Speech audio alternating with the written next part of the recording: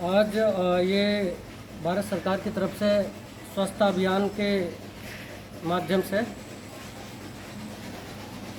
महात्मा गांधी जी, राष्ट्रपिता महात्मा गांधी जी के जन्मदिवस के अवसर पर ये स्वच्छता का पखवाड़ा चल रहा, तो उस पर हमने भी आज अपने गांव में थोड़ी सफाई की है। बाबा साहब की मूर्ति के पास में सफाई की है, अपने थोड़ी गली में, मोहल्ले में, और ये हमारा तालाब है, उधर तालाब के घाट पे हमने थोड़ी सफाई कराई है अपने सफाई कर्मचारी भाई के साथ में मिलकर।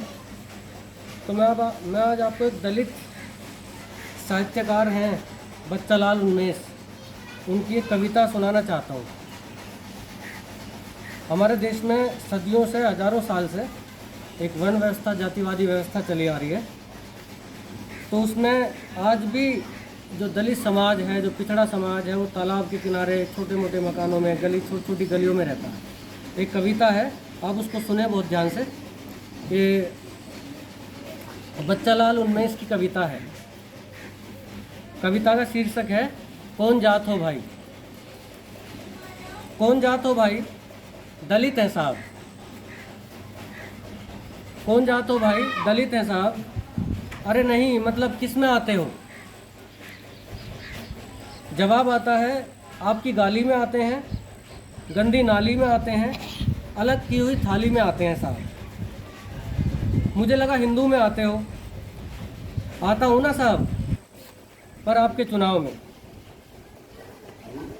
क्या खाते हो जो एक दलित खाता है साहब। नहीं, मतलब क्या क्या खाते हो। आपकी मार खाता हूँ,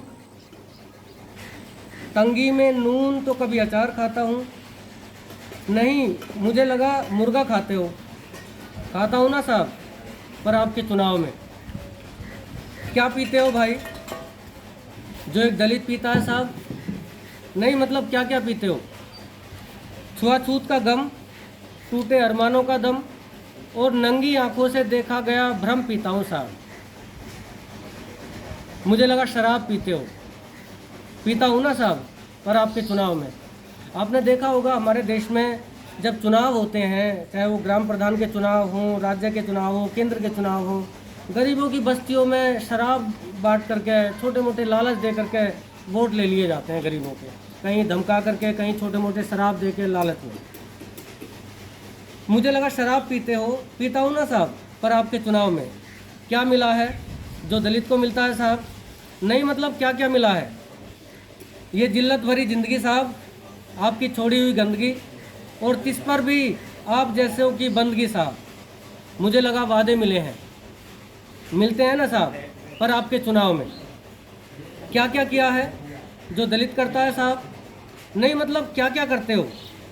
100 दिन तालाब में काम किया, पसीने से तरबतर सुबह को शाम किया, और आते जाते ठाकुरों को सलाम किया साहब। मुझे लगा कि कोई बड़ा काम किया है ना साहब, आपके चुनाव का प्रचार। आपने देखा होगा, हम सब देखते हैं कि गरीबों को चुनाव कोई जीतता है, उसके बाद धनपति कोई होता है, और ये दलित, पिछड़े, कमज़ोर वर्गों के लोग, जहाँ शिक्षा की कमी है, आर्थिक तंगी है, वो लोग चुनाव का प्रचार करते हैं, थोड़ी शराब के लालच में, थोड़े किसी लालच में।